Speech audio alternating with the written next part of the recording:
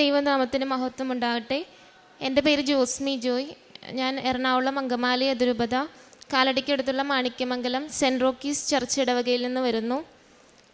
ഇതെൻ്റെ കാലിൻ്റെ ഫോട്ടോയാണ്. ഇത് 15 വർഷത്തിന് മീതെ എനിക്കുണ്ട്. നടന്നു തുടങ്ങിയപ്പോഴേ ഉള്ളതാണ്. ഇതിങ്ങനെ പഴുപ്പൊക്കെ ഒഴുകിക്കൊണ്ടിരിക്കുമായിരുന്നു. പഴുപ്പും ബ്ലഡും ഒക്കെ ഒഴുകുമായിരുന്നു. നടക്കണ വഴിക്കൂടെയൊക്കെ പഴുപ്പ് ഒഴുകിക്കൊണ്ട് അമ്മ ബാക്കിക്കടെ തുണിയൊക്കെ വെച്ച് തുടച്ചിട്ട് വരുമായിരുന്നു. അങ്ങനെയായിരുന്നു. എവിടെയെങ്കിലും പോകുമ്പോഴൊക്കെ 2 കാലും വിരലൊന്നും കാണാൻ പറ്റാത്ത അവസ്ഥയിലായിരുന്നു. ഇതിപ്പോൾ അത്രത്തോളം ഇല്ല, ഇതിലും ഭയാനകമായിട്ടായിരുന്നു ഉണ്ടായിരുന്നത്.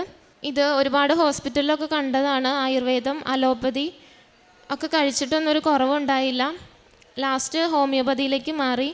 കഴിഞ്ഞ 9 വർഷമായിട്ട് ഹോമിയോപ്പതിയാണ് കഴിച്ചുകൊണ്ടിരിക്കുന്നത്. അത് കഴിഞ്ഞപ്പോഴും പിന്നീടും ഇത് നല്ല രീതിയിൽ പഴുത്ത് പ്രശ്നമായിരുന്നു. രാത്രിയിലൊന്നും ഉറങ്ങാൻ പറ്റില്ലായിരുന്നു. ഉറുമ്പൊക്കെ വന്ന് പൊതിഞ്ഞിരിക്കുമായിരുന്നു. 15 മിനിറ്റ് കൂടി ഞാൻ എഴുന്നേറ്റ് ഉറുമ്പിനെയൊക്കെ തോട്ടിക്കളയുമായിരുന്നു. ഇത് നല്ല രീതിയിൽ പഴുപ്പൊക്കെ വരുന്ന സമയത്ത് ഈച്ചയൊക്കെ വന്നിരുന്നിട്ടുണ്ട്, പുഴുത്തിട്ടുണ്ട്. 1 2 അല്ല, 10 15 ഒക്കെ ഉണ്ടായിട്ടുണ്ട്. ഒരു രാത്രിയും ഒരു പകലും അതെൻ്റെ കാലിലുണ്ടായിരുന്നു. പിന്നീട് സ്കൂളിലൊന്നും പോകാൻ പറ്റില്ലായിരുന്നു. SSLCക്ക് പഠിച്ചുകൊണ്ടിരിക്കുന്ന സമയത്താണ് ഒരുപാട് കൂടുതലായത്.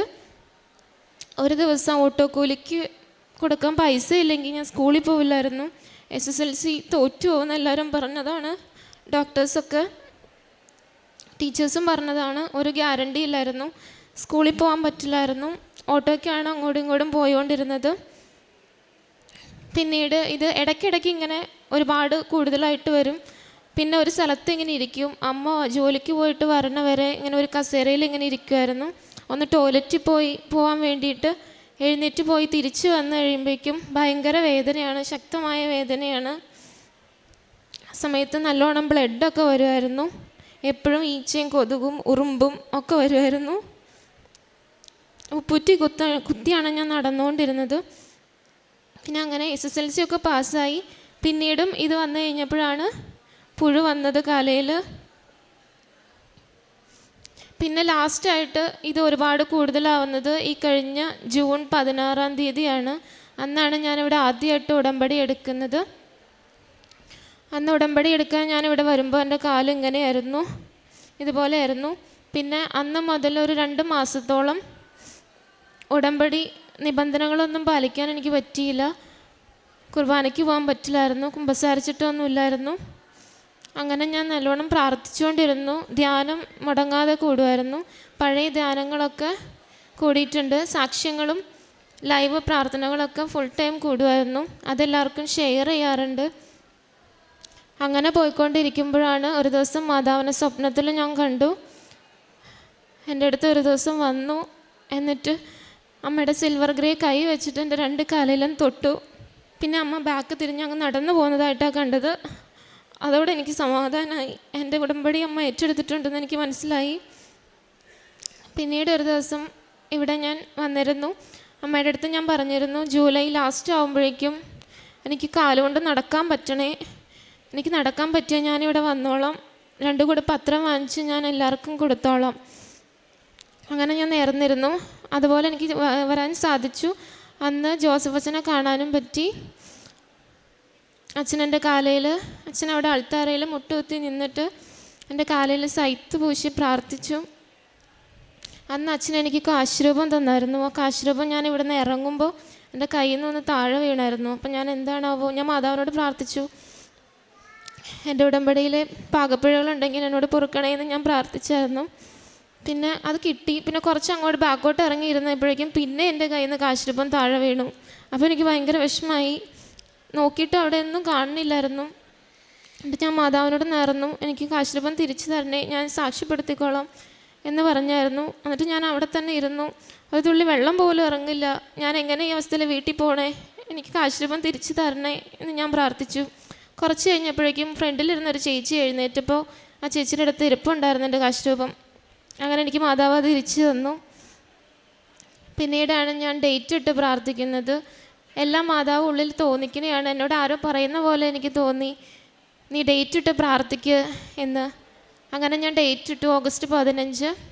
അമ്മയുടെ സ്വർഗാരോഹണ തിരുനാളിൻ്റെ അന്ന് ഞാൻ പള്ളിയിൽ പോകുമ്പോൾ എനിക്ക് കാലിനൊരു പ്രശ്നം ഉണ്ടാവരുത്, ഒരു പാട് പോലും ഉണ്ടാവരുത്, എനിക്ക് പൂർണ്ണമായിട്ട് സുഖപ്പെടുത്തി തരണേ എന്ന് ഞാൻ പ്രാർത്ഥിച്ചായിരുന്നു.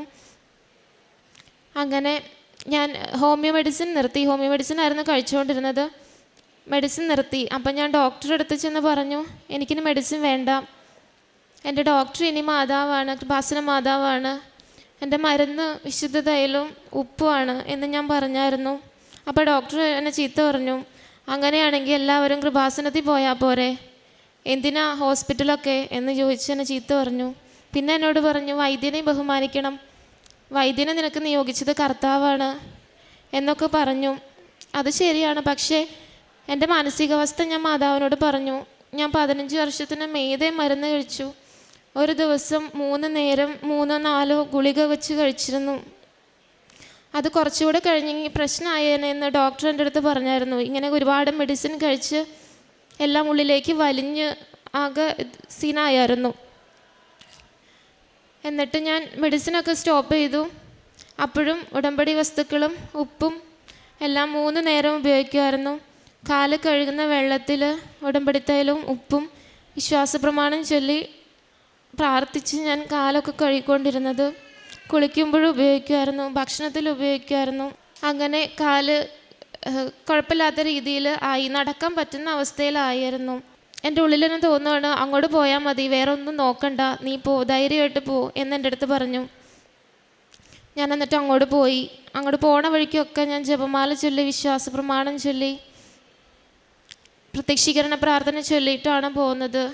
ഞാൻ അപ്പോഴും മാതാവിനോട് പറഞ്ഞു, എനിക്ക് മെഡിസിൻ തരരുത്, എനിക്ക് മെഡിസിൻ വേണ്ട, മെഡിസിൻ കഴിച്ച് ഞാൻ മടുത്തു എന്നൊക്കെ ഞാൻ പറഞ്ഞു. കരഞ്ഞു തന്നെ പ്രാർത്ഥിച്ചു മാതാവിനോട്. അവിടെ ചെന്ന് കഴിഞ്ഞപ്പോൾ ആ ഡോക്ടർ എൻ്റെ അടുത്ത് ചോദിച്ചു, നിങ്ങൾ എന്തും മരുന്നാണ് ഇത്ര നാളും കഴിച്ചേ, അതിൻ്റെ വല്ല ഡീറ്റെയിൽസ് ഉണ്ടോ എന്ന് ചോദിച്ചു. അപ്പം ഞാൻ പറഞ്ഞു, ഇല്ല, ഹോമിയോ മെഡിസിനാണ് ഞാൻ കഴിച്ചുകൊണ്ടിരുന്നത്, ഡീറ്റെയിൽസ് ഒന്നുമില്ല, അലർജിയാണ്, സോറിയാസിസ് ആണ്, പൊടിയുടെ അലർജി, ചെരുപ്പിൻ്റെ അലർജി, അങ്ങനെയൊക്കെയാണ് ഡോക്ടേഴ്സ് പറഞ്ഞത്, മെഡിസിൻ ഇല്ലാതെ ഇതൊരിക്കലും മാറാൻ പോണില്ല എന്നെൻ്റെ അടുത്ത് പറഞ്ഞായിരുന്നു. അതൊക്കെ ഞാൻ ഡോക്ടറുടെ അടുത്ത് പറഞ്ഞപ്പോൾ ഡോക്ടർ പറഞ്ഞു, ഇത് മെഡിസിൻ കഴിച്ച് മാറേണ്ട ഒരു അസുഖമല്ല, ഇത് ഡ്രൈ സ്കിന്നുകാർക്ക് വരുന്ന ഒരു സ്കിൻ എഫെക്ഷനാണ്. അപ്പോൾ ഇത് ഞാൻ നിങ്ങൾക്ക് മെഡിസിനൊന്നും തരണില്ല, മെഡിസിനൊന്നും ഇല്ല, പിന്നെ ഒരു മോയ്സ്ചറൈസർ തരാം, അത് പുരട്ടിയാൽ മതി എന്ന് പറഞ്ഞു. അപ്പോഴും ഞാൻ വിശുദ്ധ തൈലവും ഉപ്പും എല്ലാം ഉപയോഗിക്കുന്നുണ്ട്, പിന്നെ ആ മോയ്സ്ചറൈസറും ഇടയ്ക്ക് പുരട്ടുമായിരുന്നു. അങ്ങനെ ഞാൻ മാതാവിനോട് പ്രാർത്ഥിച്ചു. മാതാവിനോട് പ്രാർത്ഥിച്ച പോലെ തന്നെ എനിക്ക് മെഡിസിനൊന്നും ഇല്ലാതെ എൻ്റെ കാല് സുഖമായി. പിന്നെ ഞാൻ ഹോസ്പിറ്റലിൽ പോയിട്ടില്ല.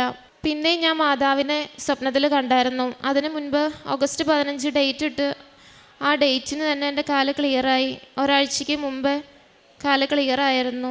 പിന്നെ മാതാവിനെ സ്വപ്നത്തിൽ കണ്ടത്, ഇവിടെ നിന്നൊരു ഫോട്ടോ വാങ്ങിച്ചിട്ട് പോയായിരുന്നു ഞാൻ മാതാവിൻ്റെ. ആ മാതാവിൻ്റെ ഫേസ് ഇങ്ങനെ ആദ്യം കണ്ടു. അത് കഴിഞ്ഞിട്ട് പിന്നെ കാണുന്നത് വേളാങ്കണ്ണിയിൽ നിന്നൊക്കെ നമ്മൾ വെളിച്ചെണ്ണ വാങ്ങുന്ന ആ എണ്ണയാണ്, എണ്ണ കുപ്പിയാണ്. ആ കുപ്പി ഞാനിങ്ങനെ തുറന്ന് നോക്കി, എന്നിട്ട് അങ്ങനെ തന്നെ അടച്ചു. പിന്നെയും മാതാവിൻ്റെ ഫേസ്, കൃപാസന മാതാവിൻ്റെ ഫേസ് കണ്ടു. അപ്പം അമ്മ എന്നോട് എന്താ പറഞ്ഞതെന്നുള്ളത് എനിക്ക് മനസ്സിലായില്ല. അപ്പം ഞാൻ എൻ്റെ ഒരു ആൻറ്റിയുടെ അടുത്ത് ഈ സാക്ഷ്യം ഇങ്ങനെ സ്വപ്നം കണ്ടതായിട്ട് പറഞ്ഞപ്പോൾ ആൻറ്റി പറഞ്ഞു, അമ്മ നിന്നോട് പറയണത് ഉടമ്പടി തൈലും ഉപ്പും മുടങ്ങാതെ കാലിൽ പുരട്ടി പ്രാർത്ഥിക്കണം എന്നാണ് എന്ന് പറഞ്ഞു.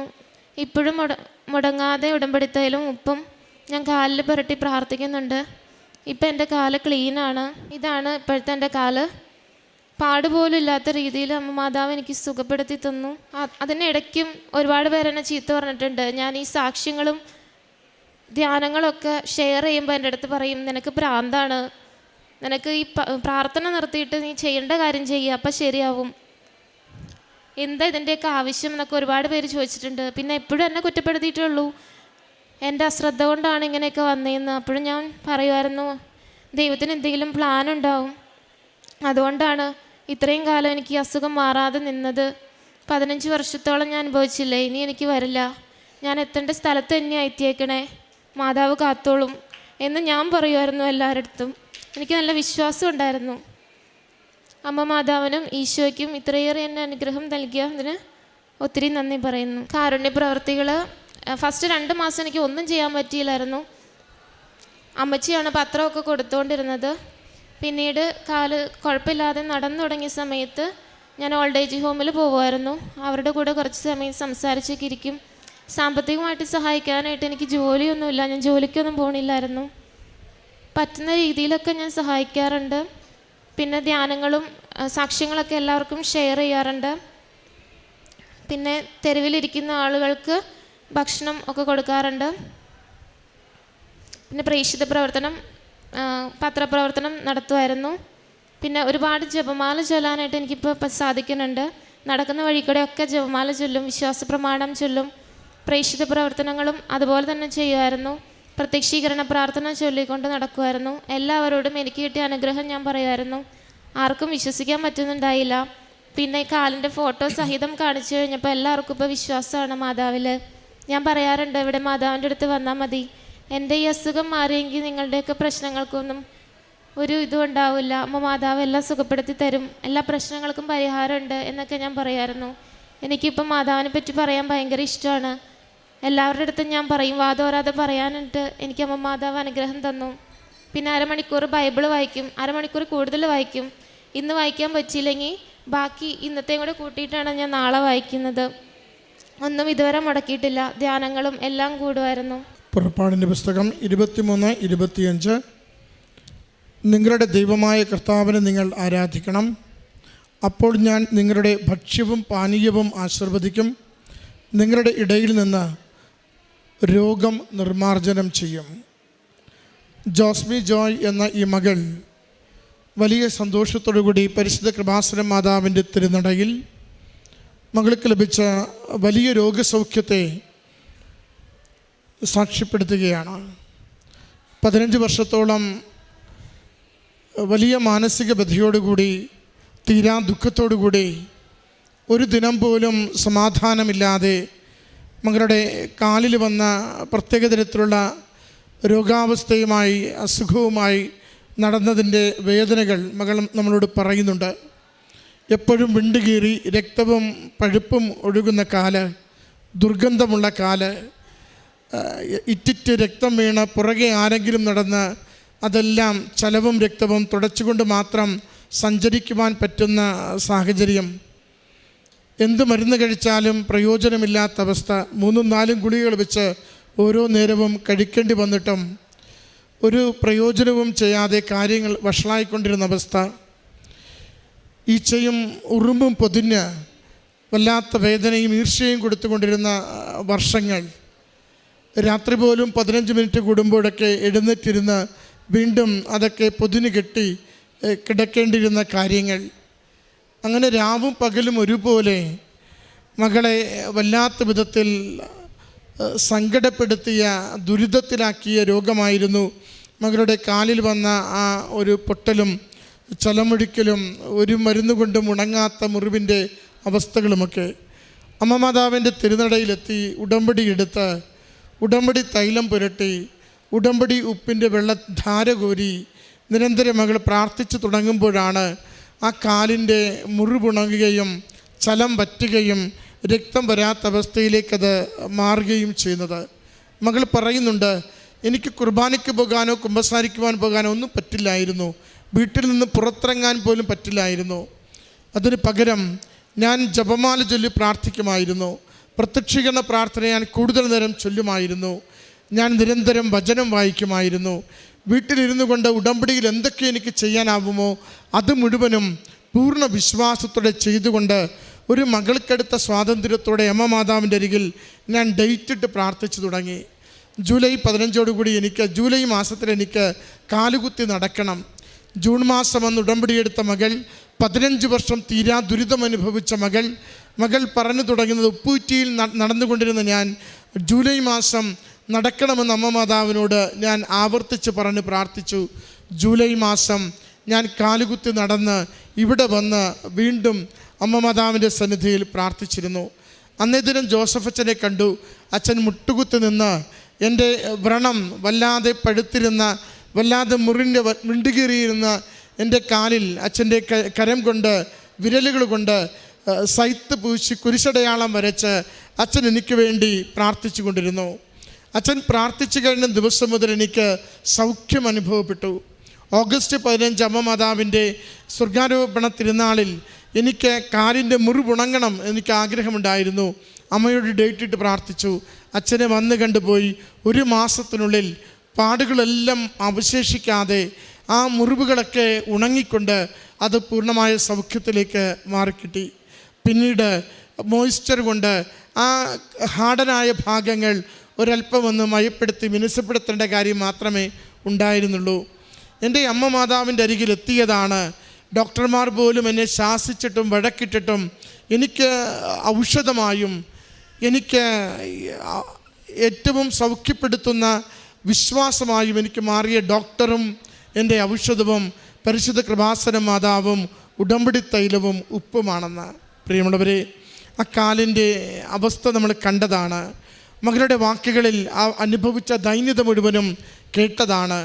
എന്നാൽ ഉടമ്പടി എടുത്ത് കേവലം 3 മാസങ്ങൾക്കുള്ളിൽ മകൾക്ക് എത്ര കണ്ട് സൗഖ്യം, ഒരു കൊച്ചു കുഞ്ഞിൻ്റേതുപോലെ മാർദ്ദവമുള്ള കാലുകളായി, എല്ലാ മുറിവുകളും എല്ലാ ഗൗരവമുള്ള പ്രശ്നങ്ങളും മാറ്റിക്കൊടുത്തുകൊണ്ട് പൂർണ്ണ സൗഖ്യം നൽകി അമ്മ മാതാവ് തിരുക്കുമാരനിലൂടെ ഈ മകളെ അനുഗ്രഹിച്ചതിൻ്റെ സാക്ഷ്യമാണ് അവൾ പങ്കുവെക്കുന്നത്. എത്ര നാൾ പഴകിയതാവട്ടെ, എത്ര കണ്ട് പരാജയത്തിലാവട്ടെ ജീവിതം, എത്ര കണ്ട് തകർച്ചയിലൂടെ നിങ്ങൾ കടന്നു പോകുന്നവരാവട്ടെ, ഈ അമ്മയുടെ അരികിലേക്ക് വിശ്വാസത്തോടെ ഉടമ്പടിയെടുത്ത് ജീവിക്കുകയും പ്രാർത്ഥിക്കുകയും ചെയ്താൽ അത് നമുക്ക് അമ്മ മാതാവ് തിരുക്കുമാരൻ്റെ കരങ്ങളിൽ കൊടുത്ത് അനുഗ്രഹത്തിനുള്ള കാരണമാക്കി തരും. അമ്മയുടെ അരികിൽ നമ്മുടെ ജീവിത പ്രശ്നങ്ങളെ, നമ്മുടെ രോഗാവസ്ഥകളെ, നമ്മുടെ കടബാധ്യതകളെ, നാം കടന്നു പോകുന്ന വലിയ ജീവിതത്തിൻ്റെ സങ്കടങ്ങളെ സമർപ്പിച്ചുകൊണ്ട് അനുഗ്രഹിക്കണമേ എന്ന്, സൗഖ്യപ്പെടുത്തണമേ എന്ന് ഈശോയോട് പ്രാർത്ഥിക്കാം. കൃപാസനം അമ്മ, സഞ്ചാരി മാതാവ്, സമയത്തിന് മേൽ അധികാരമുള്ളവൾ, അസാധ്യ കാര്യങ്ങൾ വേഗം സാധിച്ചു തരുന്നമ്മ, നമ്മുടെ ജീവിതത്തിന് വേണ്ടി ഈശോയുടെ കരങ്ങളിൽ, ഈശോയുടെ സന്നിധിയിൽ കൂപ്പുകരത്തോടെ നിന്ന് നാം പ്രാർത്ഥിക്കുന്നവ നമുക്ക് നേടിത്തരും. ഈ മകൾക്ക് ലഭിച്ച വലിയ അനുഗ്രഹത്തിന് കരങ്ങളടിച്ച് ദൈവത്താമത്തെ മഹത്വപ്പെടുത്തി നന്ദി പറയാം. അത്യപൂർവ ദൈവാനുഭവങ്ങൾ ഇനി നിങ്ങൾക്കും സ്വന്തം. ഈ യൂട്യൂബ് ചാനൽ ഇതുവരെ സബ്സ്ക്രൈബ് ചെയ്തിട്ടില്ലെങ്കിൽ ഇപ്പോൾ തന്നെ സബ്സ്ക്രൈബ് ചെയ്യുക. ഈ വീഡിയോ ഇപ്പോൾ തന്നെ നിങ്ങളുടെ സുഹൃത്തുക്കൾക്ക് ഷെയർ ചെയ്തുകൊണ്ട് കർത്താവിൻ്റെ പ്രേക്ഷിതരാകുക.